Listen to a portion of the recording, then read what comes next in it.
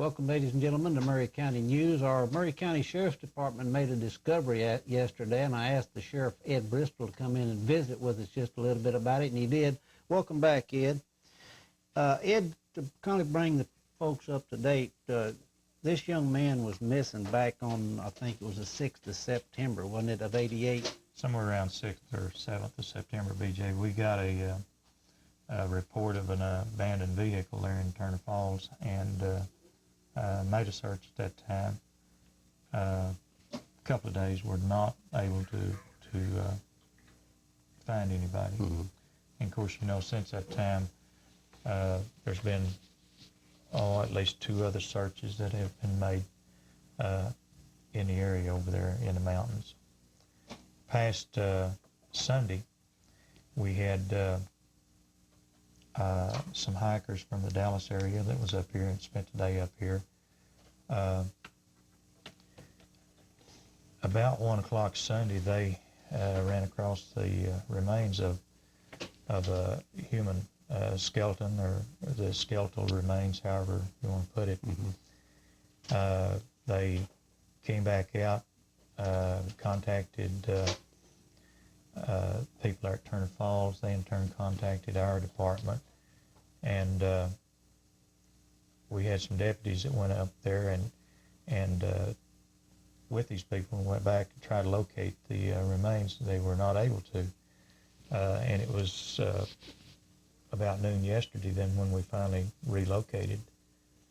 Ed, that terrain, Neil's got a shot of that, the area where the remains was found, and that would be hard to find anything the way those trees are growing up in there, and it's kind of a hard country to get around anyway today. Well, it's pretty isolated. It's a pretty rugged country up there. I don't know whether Neil's going to show that picture. Neil, can or you not. show that picture of the? There is the terrain in it, Ed. Yeah, now this is on a hill, kind of looking down and back toward the microwave towers up on the mountain. Which way are we from the towers at this We're point? nearly due west Okay. at this point, maybe a little bit north. Ed, do you know about how many miles or feet or what have you this is from Turner Falls area? It's going to be approximately 3/4 of a mile. Okay. Back southwest? Southwest. Okay. Mm-hmm. Ed, on some of the background on that individual. Now, I know back in September when you and your troops was looking for the young man, we got some reports that he had been seen at the gate, and I think some reports that we had seen him in Paul Valley or Winniewood or something. Do you think, could that have been the same individual? Or? No, we don't think so. And at the time that we got him, we didn't have a lot of faith in him. Okay. But anytime you get reports like that, you don't have any choice but check them out, you know, and you don't discount anything. We had some reports of people seeing someone who fit the description, you know, getting on a bus, Yeah. for Oklahoma City, and things like that. But at the time you get those reports, you know, you don't discount them, but you don't put a lot of faith in them either till you check them out. And if you can't check them out and can't verify them, why, then you kind of lay them back to the side until you can, one way or the other. Ed, the young men from Texas now that found the remains discovered a billfold and a revolver. Are you convinced that that is John Mershburn's equipment or belongings? We don't have any reason not to believe it right now, BJ. Of course, the determination on all of this will be made eventually through the medical examiner's office in Oklahoma City. We won't make that determination. And there's several different reasons for that I won't try to get into. But what we did, we gather up everything that we can find, and we send it to the medical examiner's office along with all the information that we have. And then it's up to them to try to make a determination of the cause of death, if possible, and also the identification process. We don't make that. We feel like, for all practical purposes, that it is Mr. Mashburn, but that decision will eventually come from the medical examiner's office in Oklahoma City and not from us. Did the weapon still have the serial number on it? Could you see it all right? That's something else that we have not looked at too awfully close. It's got a lot of rust on it. That's also packaged up and will go to OSBI. Yes, I think it can be cleaned up and you can get a serial number. Good, good.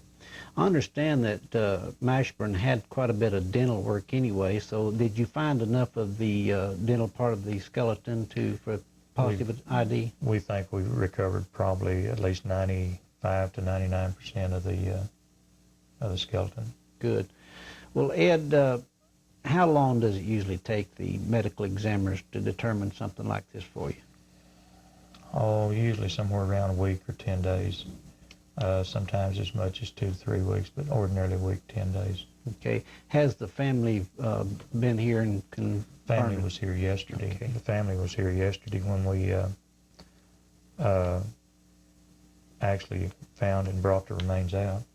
I understand, I talked with his father back in September, Ed, and he said he had quite a bit of money on him. Was that still in his billfold? Or? He had some money. He did not have as much money in his billfold as the father told us that he had when he left home, which is understandable. You know, he'd been gone 2 or 3 days, at least when we found the car. I don't have a whole lot of problem with the money right now. Well, Ed, are you going to kind of just hold it status quo now until you get your report back from the medical examiner, not do any additional investigation until that happens? Or? At this point, we don't plan on doing any additional work on it. I'm not saying that we won't. There's always a couple of little items that you kind of would like to check out, you know, and we have a couple that we're going to try to check out on this. We'll also assist with attempting to locate dental records, other x-rays and things of this nature. So, but for all practical purposes, yeah, we will not do very much until we get some kind of report back from the ME's office. Okay. Well, I want to congratulate you, Ed, for the work that you and your deputies did. And I know Mark and Harold done a lot of walking on Sunday. They look kind of... by the way, we haven't talked to you since you hired Mark. You might tell us a little bit about that new deputy. Well, Mark went to work with us, about the middle of February, I guess. He's been with us about, going on 3 weeks? He was the chief of police now, wasn't he, over at Velma? Mark has been in law enforcement for about 3 or 4 years now. He started out with the police department here 3 or 4 years ago. Got his certification, I believe, while he was working there. From there, he went to Velma, and I think served as chief out there for a while. Also was on the police department in Duncan. I think worked for Halliburton some, and had been working in Duncan. Mark had been wanting to come back to Sulphur for quite some time, and so we're going to give him an opportunity to. It's going to be a great addition to your force, Ed. He's going to make a good one. Ed, last time you and I were visiting on TV here, we were talking about the crime rate in Murray County seemed to be down at that point, and it was, I think, around Christmas. Is it still pretty stable around, or are we showing any ups or downs? Or? Well, it seems like it's beginning to pick up a little bit. When we were talking last fall, we had 2 or 3 months there, you know, I told you that we didn't seem like we were doing anything. Our jail population lowered drastically. But the thing of it was, even though October, November, and December were slow, and we actually had our jail empty, for the year of 1988, we filed probably 20 to 30% more felony cases than we did the year before. I didn't know that jumped that much. Yeah. So we actually filed more felony cases last year. by somewhere between 20 and 30% than we did the previous year. Last year was extremely unusual. It's some of those things that in law enforcement you find hard to get answers for. Yeah. The last 3 months, we didn't do hardly anything. It seemed like we did it all prior to that. Yeah. Well, didn't you tell me, though, that around Christmas, the break-ins and burglaries kind of pick up a little bit? Ordinarily they do. We did not have a significant increase this past year. In fact, I think we had 2 or 3 break-ins down around the lake area, and I believe that's all we had. And these were not on homes that were occupied year-round. These are summer vacation homes. Well, there wasn't anybody there that'd break in. Yeah. In fact, a couple of these homes, I think, probably could have been broken into for 2 to 3 weeks before it was noticed. And then when they come back down, they find out it's been ransacked. Okay.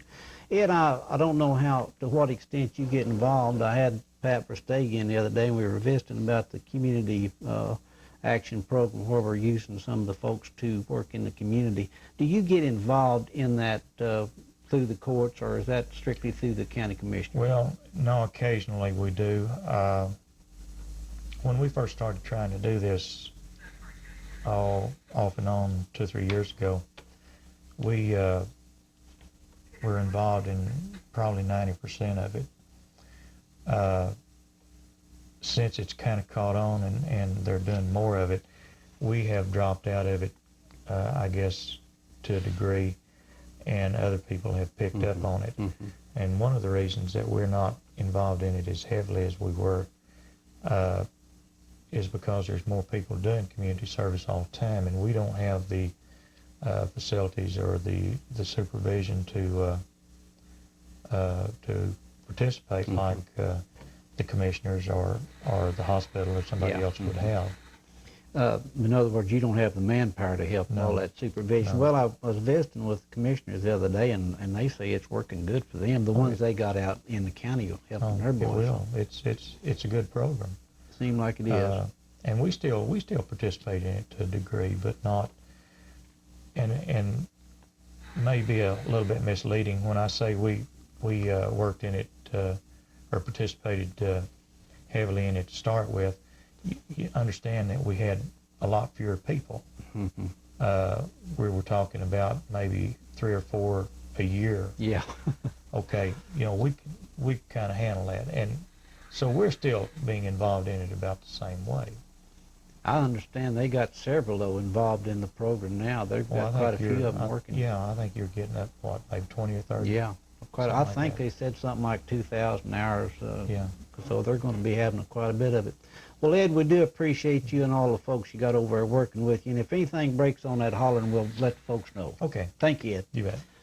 Folks, we had Linnell Portman come by today. Linnell's involved with the cleanup campaign that's going to be starting here on the 8th. And we've got that on tape, and we'll show it to you right after this commercial message.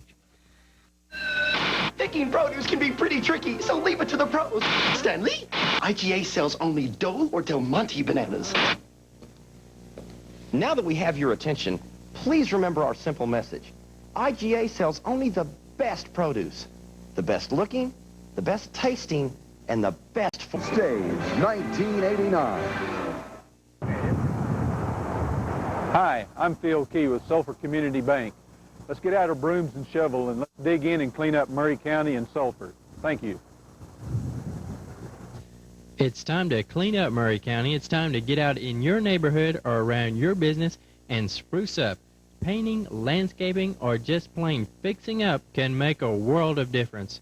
So clean up Murray County. It makes good sense. In conjunction with Phil Key's message, folks, we did ask Linnell Portman to come down by today. She spoke with the Breakfast Kiwanis Club, and she come by the studio to kindly update us on the cleanup that's going to be taking place. Plus, she told us about the OG&E tour and some other things that might be of interest to you. So let's watch that now.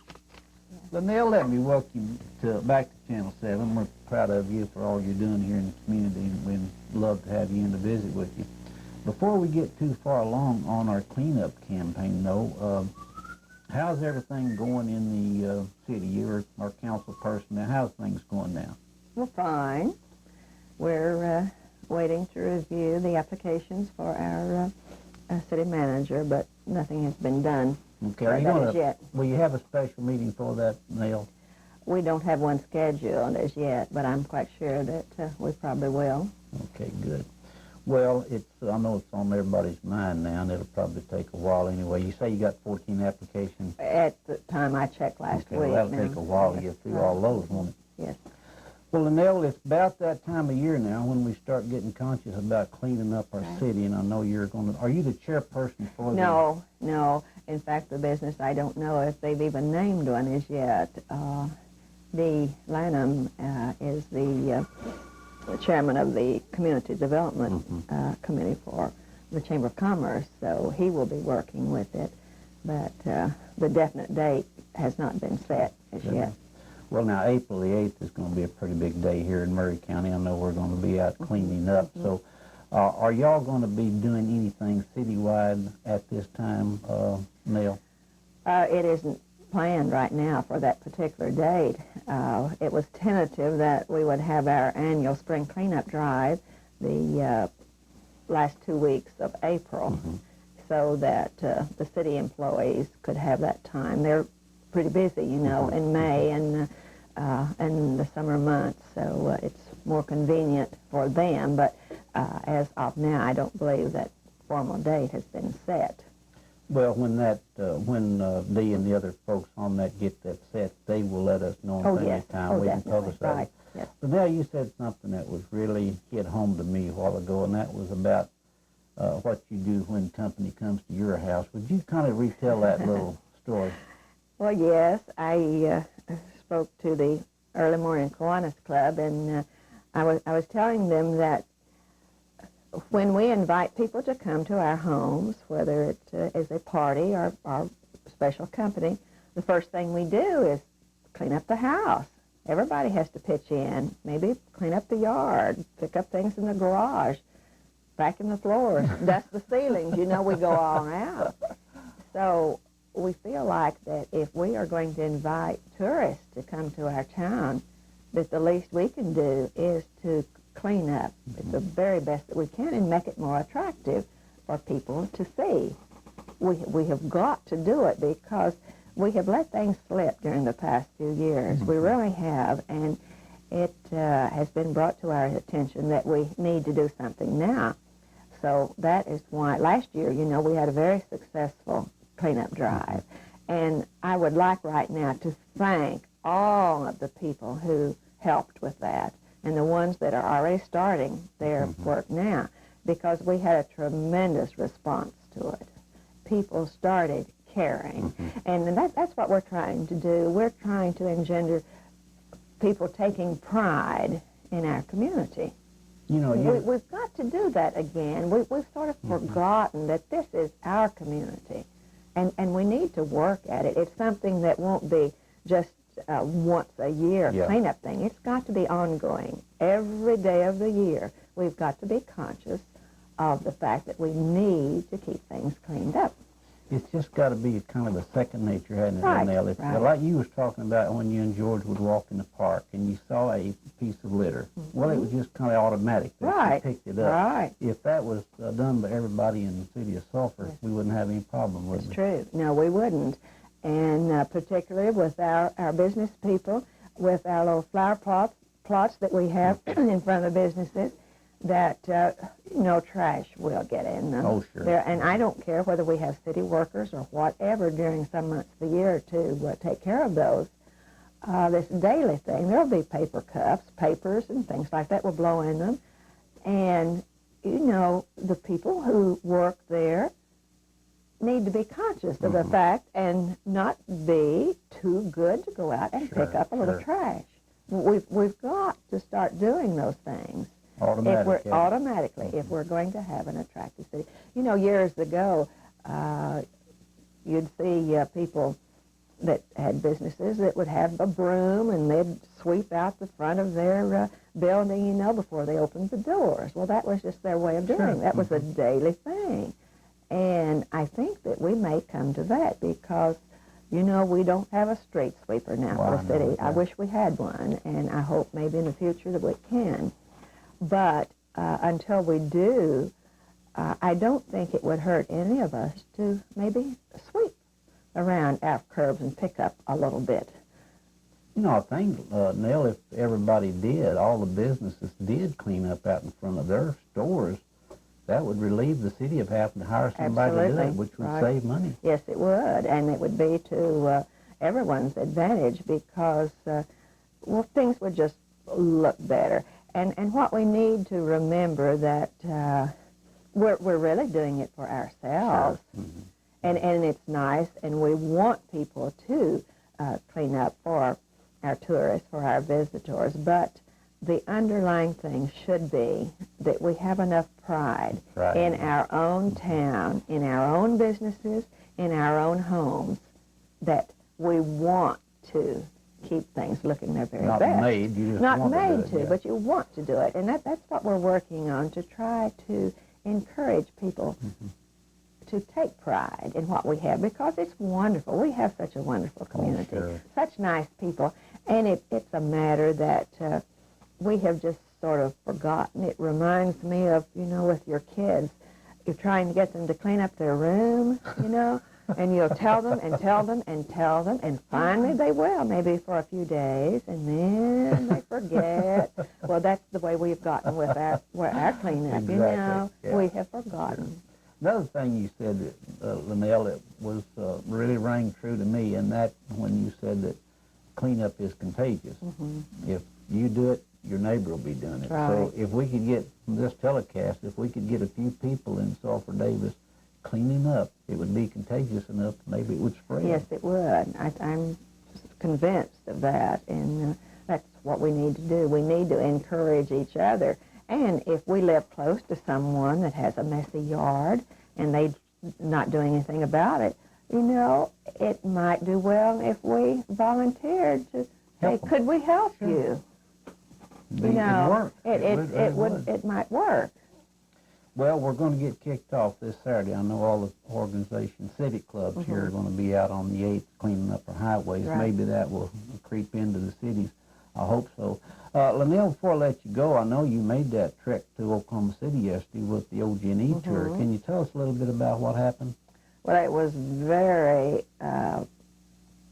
it was an informative trip. It was to all of us because they have such a wonderful facility there. I didn't realize it was there available to any of the communities, the cities in Oklahoma that want to use it. That if you have an industry that's maybe interested in your area, that you can go there. They have this lovely building that their offices are in, and they have a computer system that's out of this world with the laser, you know, with the tapes that all of this is on there. And just by touching, they can show a certain town with, if they want to see all the business houses, they touch the button and there it shows all of that. Or the printed things that, like how many employees would be available, or all of that sort of data, you know? Yeah. And then if whoever is, you know, they're interviewing them, if they want a printout of that, all they have to do is just press a button, and then in their room, they have the printouts together. Do they have all it's fabulous. They don't have them all now, and Sulphur won't be on it for about 3 weeks. You know, they were here recently. But they did show us the film that was made, 2 years ago? You know? When Ron Reed was here. Yes, and they have that to show. And it will have to be updated. But Sulphur will be on it in about... But Sulphur will be on that, and they're working maybe toward making it Murray County. Because, you know, Sulphur and Davis are definitely working together now, and that's wonderful because we can do it, because the whole county has so much to offer. So instead of Sulphur Davis, it'll have Murray County? That's what they're working toward. That's what they're working for. That, you know, may take some doing, but a number of the chamber people think that would be the direction to go, That's because wonderful. you know Yeah. what's good for them is good for Sure, us, sure. and we need to work together on it. Oh, well, Linnell, were you the only city there, or were there different state No, cities? it's just Davis and Sulphur. Okay. The OG&E sponsored it. You Okay. see, that's the So that OG&E. the two cities were the only yes, ones there. right. Okay. And they chartered the bus, and we had lunch at Sleepy Hollow, and it was a very nice thing. It was, and it's something that we needed to know, because it's for, economic development. That's the purpose of it. But it doesn't cost anything. They are just giving of their services, and it's available. Like if you needed to interview, companies, you can use their facilities, and then have all of that right at their fingertips. It's wonderful. That's wonderful. Linnell, we appreciate you coming in, kiddo. Thank you. I enjoyed it very much. We'll keep in touch. Thank you. Thank you, Thank now. Folks, yesterday afternoon about 3 p.m. we did have an accident at 12th and Broadway involving two vehicles right here in Sulphur. One of them was an 86 Plymouth, was traveling east. It was totaled, and the other one was a 78 Chevrolet station wagon going west and turning south. Mike Monroe, who worked the accident, said there's about $1,700 damage to that one.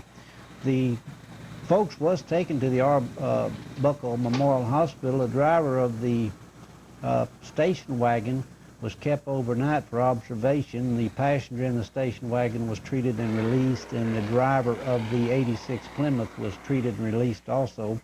Mike said he had several witnesses to the accident, and as of this morning, Mike said he was going to try to do a little bit more investigation on the accident before he made out his final report. But at this time, he said he has not given any tickets to anyone, and we, like I say, the folks were treated and released. Jerry Bumpus Wrecker Service is the one that's towing the vehicles away from the accident there.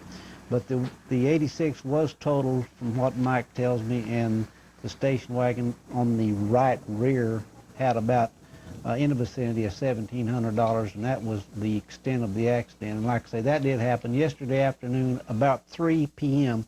at 12th and Broadway right here in Sulphur.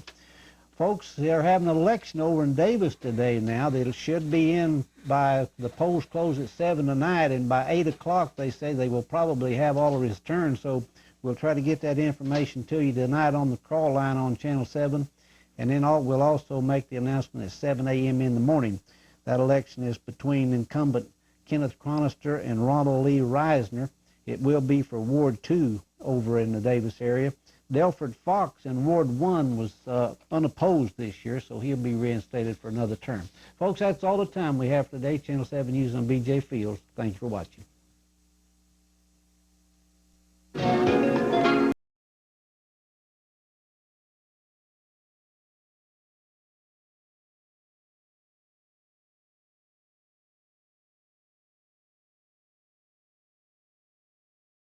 Murray County, Oklahoma's hidden paradise, comes alive at the gift corner at Monjay's IGA. Open from 10 to 9 daily and 1 to 5 Sunday, the gift corner has all kinds of collector items, colognes, stuffed animals, helium balloons, greeting cards, jewelry, just two.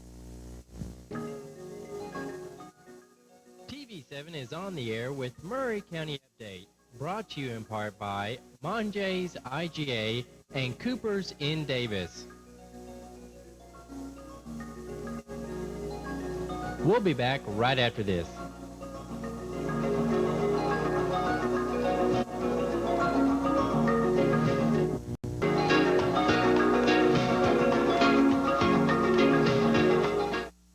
Welcome, ladies and gentlemen, to Murray County News. We have our Davis High School Art Department, our speech department, is getting ready to leave for Oklahoma City just this afternoon. They will be participating in the speech tournament up there. I talked with Gary Schilling this morning, and Gary said he's going to take 4 students. They will be participating in 5 events. And folks, this is the top 16 youngsters of the state, so we can be very proud of our Davis youngsters. They'll be up there Thursday, Friday, and Saturday. We've asked Gary to come in next Tuesday and bring us up to date on the outcome of that, so I'll be looking forward to that. But right now we have Linda Trice in the studio. Welcome back, Linda. Hi, BJ. Linda, this new art festival you guys got coming up there is something new, but it sounds wonderful. Can you explain a little bit why we're doing this K through 8 and bring us up to date on it? Okay, several years ago, our school was chosen as a model site to do an arts festival for the state of Oklahoma. It's one of 3 sites in Oklahoma. And in conjunction with the State Arts Council and the State Department of Education and several different agencies, we set up a program for the high school art students. This is visual and performing arts. We invited all of the deaf students throughout the public schools and surrounding deaf schools in the surrounding states to come and participate with us.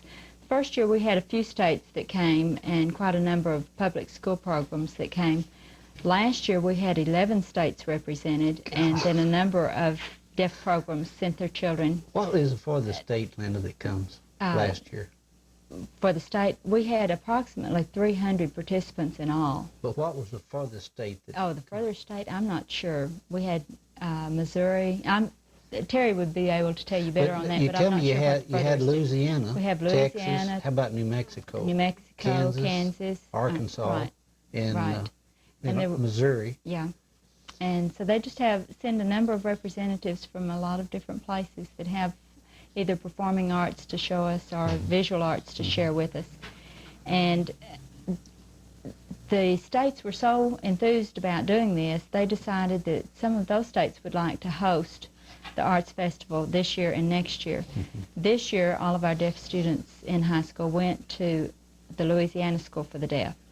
Next year, they'll be going to the New Mexico School for the Deaf. Now, you just got back from Louisiana. Is that what you're telling me? Won top honors there. Really? Top Great. honors. How many youngsters got to go? We had 17 that attended that, along with their sponsors that gave up their spring break, and they accompanied them to do both the visual arts. They took a number of their paintings and products, and then they put on one of the plays. And this play will be shown several times within our state this year, in April and May and June.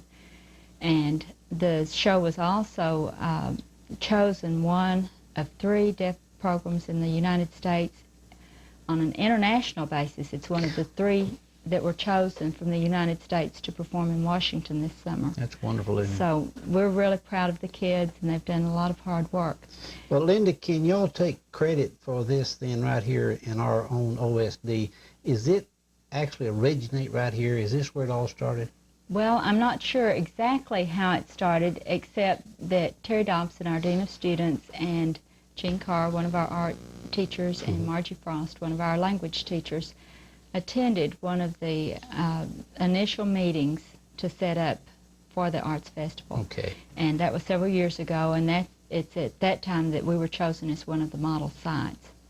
Because other states have asked to host this particular thing for the high school group, Terry and Mr. White and I decided that we would like to go ahead and offer something for the deaf children of Oklahoma. So we went ahead and planned the Arts Festival for a younger group this year. It's K through 8. And those, we have a number of participants. We have groups coming from like Tulsa, Taft, Antlers, Guthrie, Ponca City, Canadian Valley Co-op, and a number of different places like that that are going to bring their children. Do you have an idea how many youngsters will be here? We should have about 150 on campus. Okay. And, well, now, Linda, when we had the big one here, how many people, could you give us some kind of an estimate on the people that we had here in the city during that one? The 2 other festivals that have already happened, we had approximately 300 last year, I think, and that's not counting all of the OSD workers, and we had a number of community helpers that came out and helped with refreshments or helped as guides or participated some way with the school. And I might mention at this time that the Ladies Auxiliary from the American Legion are helping with our refreshments this year, so they'll be on campus to help with the little kids too. That's great. Can you give us an idea of when things are going to be taking place during the festival? Okay, we have people that are going to come in even tonight. For example, Tulsa is too far to drive within the early morning schedule. So they're going to arrive late tonight and spend the night with us. And other groups that can get here by 9 o'clock, our festival starts at 9. In the morning? In the morning. Okay. We have an auditorium welcome and a couple of little skits at that time, and then each group has their own individual schedule. They'll be going around to what we called creation stations. And these creation stations will have a variety of things for the children to do. Will it be all over the campus now? All over the campus, Okay. in a number of different buildings and outside. Okay. We have some visual arts, clay, mask making. Now, the boomerangs, I'm not sure how that's going to turn out, but we've got that outside. But they're going to paint their own boomerangs. We have murals, beadwork, woodwork, dance, creative movements, jugglers, balloon animals, you name it, they're going to get to try Oh, it. that's going to be great. Now, is the public invited to all this? We have some participants. What we've done is asked the Sulphur High School Drama Club and the sign language class to come out and participate with us at part of the time. We're going to have the program that our group took to Louisiana. They're going to show that at 12:30 in the auditorium. And so we've asked those two groups to come out and join us and see that drama. How about the general public, though? The general public, it'll probably be too many little kids for just the general public to come out, but we do have several community groups that are invited in with it. But it actually starts at 9 in the Right. morning. What time will it be ending? 4:30. 4:30. We'll have different auditorium programs, skits, and so forth that these groups have brought with them. For example, Taft has a little program or whatever. Then they'll be able to perform for us. And then, are you folks going to feed it, the whole group, Yes. out there tomorrow? Yes, That'll all of be the participants will enjoy lunch on the grounds, hopefully. Oh, And, great. That'd so be fun. We'll be eating under the Yeah, pavilion. we're going to have a beautiful day tomorrow. I They hope tell us, so. Linda, I so hope that's so. going to be great. Well, listen, I appreciate all you guys are doing. We'll be out and get some shots of that tomorrow and show it on Great. TV. Come and see us. Thank you, Linda. Appreciate Thanks. it. Folks, we got a surprise guest in the studio. We're going to have him on, but first let's break for this commercial message. No. If you're looking for great savings, come on into Cooper's, Murray County's general store. From auto parts to light fixtures, duct tape to lawnmowers, we've got what you need to get the job done. So don't just sit there. Get those little honeydews done by coming to Cooper's for expert service and instruction. Cooper's, 207 East Main in Davis, Murray County's general store.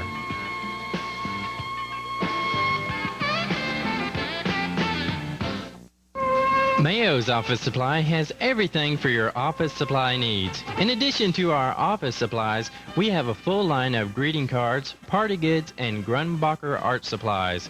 Mayo's also has its own printing department, so we can give you specialized service. When it comes to business machines, we have Sharp calculators and Ricoh copiers, the largest copier manufacturer in the world. That's all at Mayo's in Sulphur. Yeah. Hi, I'm Phil Key with Sulphur Community Bank. Let's get out our brooms and shovel and let's dig in and clean up Murray County and Sulphur. Thank you. It's time to clean up Murray County. It's time to get out in your neighborhood or around your business and spruce up. Painting, landscaping, or just plain fixing up can make a world of difference. So clean up Murray County. It makes good sense. Welcome back, folks. We got Gene Copenhagen in the studio with us today. He's the city manager for the city of Davis. Welcome back, Gino. Okay. And it's a pleasure and a privilege to get to visit with you every once in a Well, while. I dropped by to see Bill, and then I nabbed you. and I saw you back here, and I just waved. Well, Gene, we got several things that we need to talk about. Now, summer's upon us, and I know you're Boy, going to is be it. busy out at Turner Falls. It's just like a Chinese fire drill I bet right it now is. everywhere. Okay. I got word the other day when I was visiting with you over there that you got some pretty exciting things coming to Turner this year. Can you, just off the top of your head, can you tell us some of the attractions you're going to have Sure. this year? First of all, let me remark, we're cleaning up City Park right now. You know, we've got our big Heritage Day parade coming the 12th of May, and I guarantee the steering committee, Pete Bird and Helen Weber and Richard McGee and everybody over there is just working real strong on this big parade and the festivities on May the 12th and 13th. And there's going to be a free barbecue. They've already got the buffalo. It's in the locker ready to go, and I'll be in the city park that evening at the parade. And the parade's going to start at 2 o'clock. And we'll have some people there that'll attract a lot of other people Well, to that's come. wonderful. So, Now, Gene, you say you got the cleanup campaign. Are y'all going to participate in the statewide cleanup campaign this Saturday on the 8th? I know your Kiwanis Club is. Yeah, but I mean, we've already started. Matter of fact, today, BJ, we're hauling a lot of excess dirt out of the city park, and there's a lot of changes we want to make. The Kiwanis is going to assist the city in a cleanup, and they've set aside 2 days already, and for that, everyone to get down and help clean up the city park. We're also enlarging the city park with them, and we're going to put some more RV parking down in there in the new area, yes. And somebody's talking about a jogging or walking track. Will that be north of the park now? Right. Okay. And in that area down there that's been added to it. And, so they've really, the city and our street department and have really been working pretty hard on it last week, pulling away the brush away from the fence. And it's working out really good. We've got new tennis paint ready to paint tennis courts, and we're working on lighting right now. Yeah. But now they're down at the falls. Now, what I was going by, you told me here a while back that you had got the Indian dancers to come this year. Yes. Is that still on? Oh, yes. Jerome Bushyhead and his dancers will be there Memorial Day. Okay. 28th, Okay. Sunday, I guess it is. And we also have the Frontier City Gunfighters, Jim Edgen, which a lot of people here in Sulphur and the whole county is familiar with. And matter of fact, Jim is bringing his group down May the 13th for our celebration over on Heritage Day. Great. So we'll have a big shootout on Main Street on the 13th, Saturday, and then back down to Falls too. Now, about last year we had a bird circus, and I understand they're coming back this year. Are they, or is that secured I have yet? some information on it, but we haven't actually booked them, Okay, BJ. We're really haven't booked other than the Indian dancers.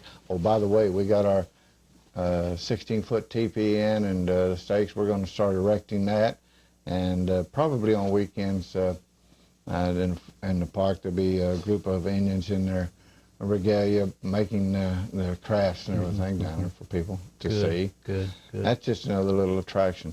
The new RV hookups are now working very well. Matter of fact, last 2 weekends they've pushed summer ahead so far on us that we're really having to scurry around, you know.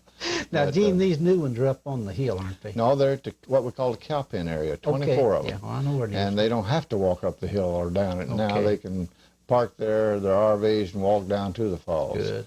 And BJ, we expect probably the biggest, I do anyway, maybe I'm just sort of hyper about it, but I think probably Turn Falls had the biggest year it's ever had this year for one reason, water. Yeah.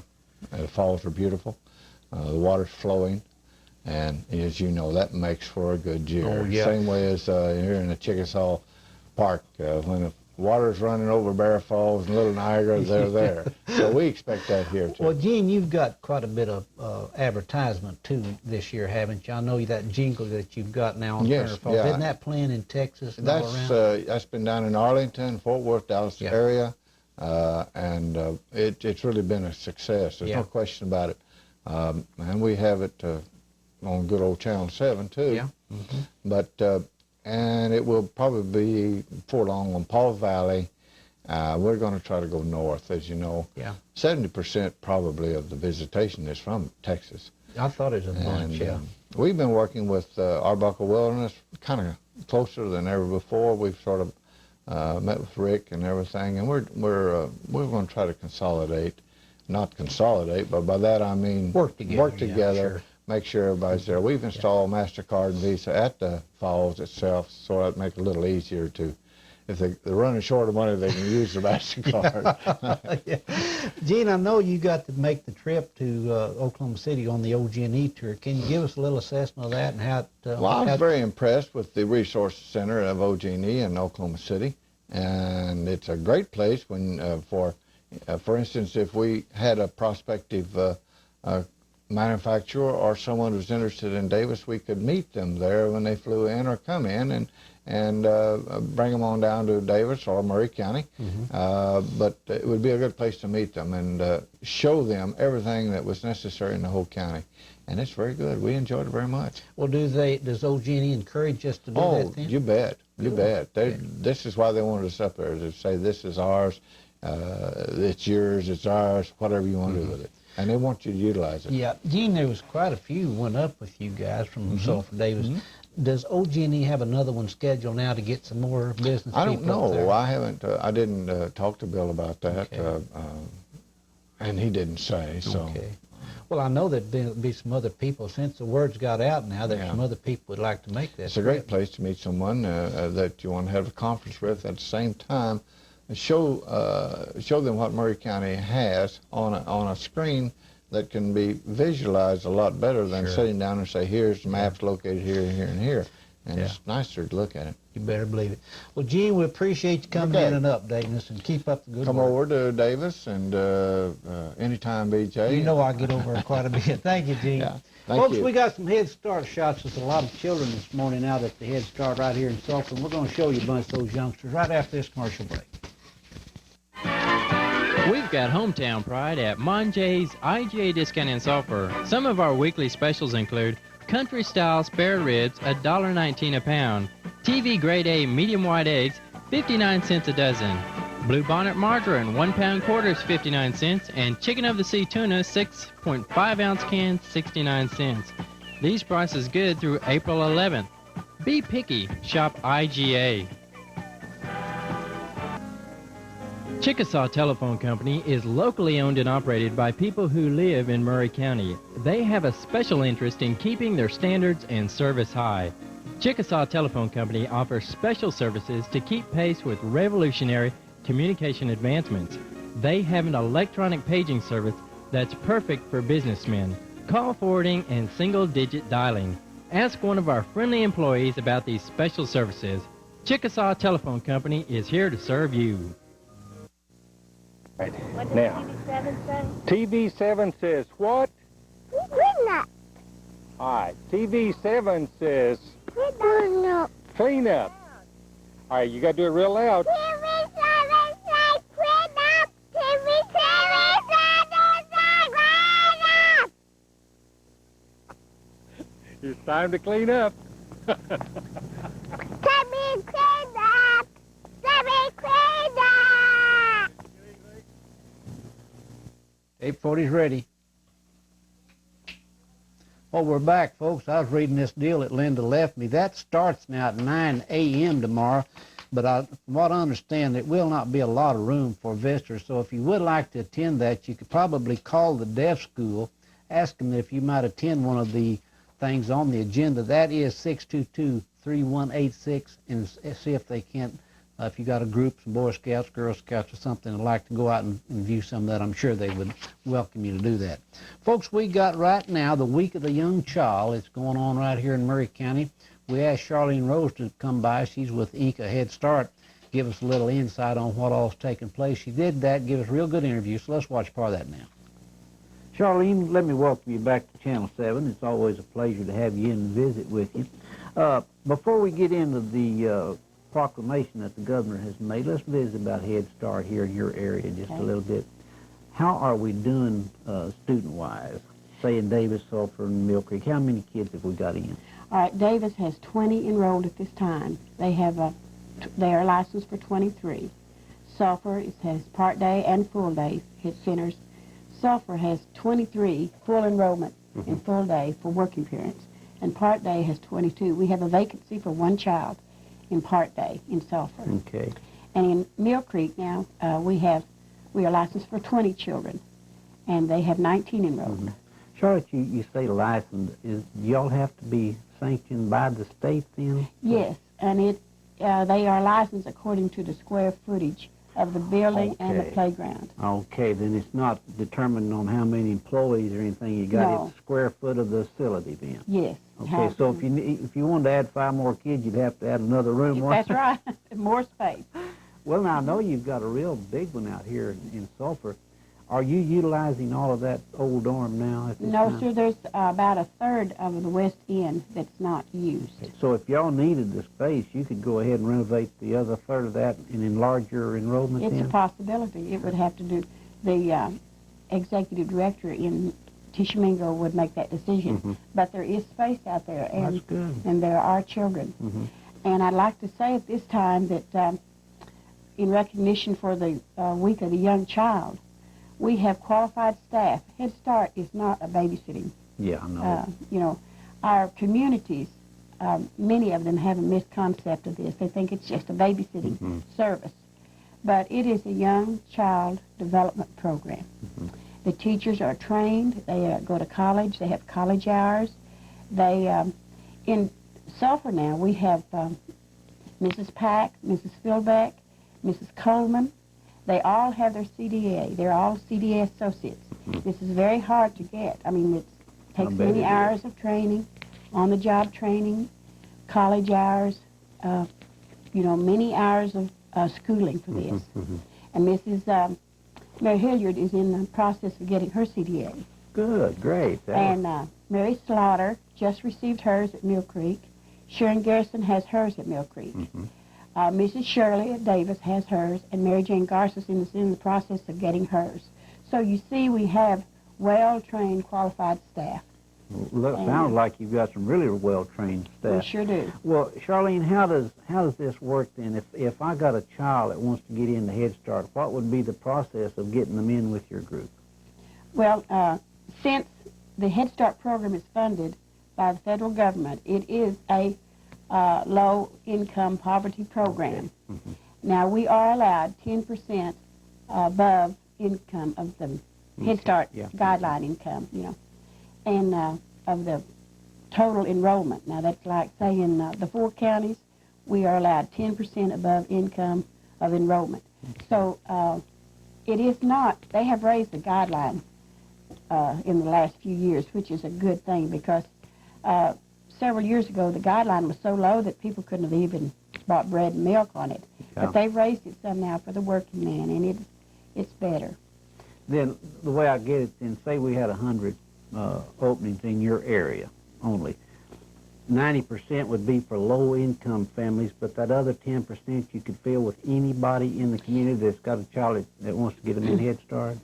Yes, and let me say this. I failed to mention the handicap. Now, we do serve the handicap. The low income and the handicap come first. Regardless of the income then on the handicap? Yes. Okay, good. And so if, you know, if we take the low income and the handicap first, and then we take the handicap, above income, and then the above income. Okay. See? Okay, So, well, that sounds fair now. Now, on the, you say it's federally funded. Is it totally federally funded, or do you have to get state help? Or we have, we have to have it in kind, which is called, what is, the community makes up the in kind. Okay. And the parents have volunteer time in, and they are credited for, say, like, if they volunteer 8 hours a month, and they're asked to volunteer at least 8 hours a month. And this is, then they are credited like $3, you know, whatever the wage is, $3.35 an hour. And then this is credited, and then it's turned into Washington, D.C., and believe me, they keep count I of it. bet they do. So if we're below our in-kind, then we're falling short of our contract. Yeah. And So we have to come each up parent now is required to work 8 hours a month, anytime they can. I mean, they don't have to sit. No, it's, you know, we work with the parents because many If of they them, got a job, they can just work at separate times out at your place then, couldn't they? well, some of them take laundry home on the weekend, take the little blankets and sheets home, and that gives them in-kind for the month, see? And some of them make flannel board stories at home, or do, you know, they'll come in and work maybe. Now, at Davis, one year when I was in the center and teaching over there, I had a parent that could not volunteer. She'd come and pick up on the playground every morning when she brought her child. And we kept the playground environment safe and from all obstacles, you know. Well, sure, it's kind of like y'all are working with the parents anyway to try to help them. We sure do. Well, now, I know you got a lot of grandparents out there helping. That's through the grandparent program, isn't it? Yes, it is. Okay. And this is a foster grandparent program. And so And they just love them kids, don't they? they are good. You know, many of our young children don't have the grandparent role in the family. Some of them don't live near their grandparents, or some of them are deceased, and they don't have this love and caring of a grandparent. I'll tell you, Charlene, Neil and I have been out there on the balloon releasing and different activities y'all are doing. I can see the love between those kids and those grannies out there. That's wonderful. Right. Well, now, you tell me that the governor has set aside the April 6th, or 2nd through the 6th, for what now? What are we going to... For the recognition of the young child. Okay. Have we got anything going on here that you know of, maybe in conjunction with that? Well, I had asked you to go out to the center and take pictures in the learning areas where the children are learning through play. And this, you know, as I said, this was a developmental program, and they learn through play. They have their IEPs, which is their individual educational plan. We use the Portage Guide for this as a guide to work on these children on individual basis. You know, we don't say, well, these children don't know this. We, you know, at their own pace, we teach them and try to lead them through. A lot of one-on-one teaching. Yes, there is. How many foster grandparents you got helping, Charlene? Here at Sulphur, for instance. There is 4. Okay. 4. Could you use more? There's possibly 5, but I think one of them's been sick lately. Okay. But could you use more? I don't know, BJ. I think that's as many as they've used so far. Well, I know they enjoy it. Well, we can come out and get some shots of that and let people see what all takes place out there during this week of the Week of the Young Child. We do appreciate you coming in too, Gal, and everything you're doing. Well, we appreciate having you as our sidekick and helping us out, okay. BJ. We sure do. We appreciate you. Charlene Rose, we appreciate Charlene coming by and visiting with us.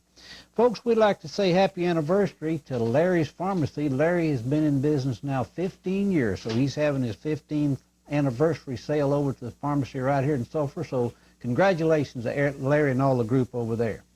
Folks, we do have a Child Abuse Prevention Month in Oklahoma going on during April. We've got an Arbuckle Child Abuse Prevention Council right here. We've got several things coming up. We've asked some folks to come in and visit with us now on this. They'll be here tomorrow, so we'll be talking about some of the things they got coming up. That's Marcia Freeman there. They were set up out at Walmart giving out literature on child prevention or abuse prevention. As you can see, she's got quite a few things there on the table to give out. They got balloons and other items there, little teddy bears. But we do have additional stuff scheduled for that now. And like I say, we got Pat Versteeg will be in tomorrow. And then we'll also have something next week on some of the activities that they're getting involved with. So Child Prevention Month right here in the state of Oklahoma. The city of Sulphur has called a special council meeting now. It'll be tomorrow at 6 p.m. at the City Hall. The lone item on this agenda will be discussion of applications for city manager and possible action right here in Sulphur. So by Friday, we'll be able to tell you, bring you up to date on what takes place at that meeting Thursday afternoon. I'd also like to remind you folks now that we do have 2 new numbers for the the Murray County Literacy Council. They are 622-3342, that's in Sulphur, and Davis's is 369-2126. If you have anybody right here in your Murray County or in your area that would like to learn how to read, this is an excellent group that'll help you, and it's strictly confidential, folks. So if you know of anybody, have them call one of those 2 numbers. That's about all the time we got for today. Channel 7 News, I'm BJ Fields. Thanks for watching.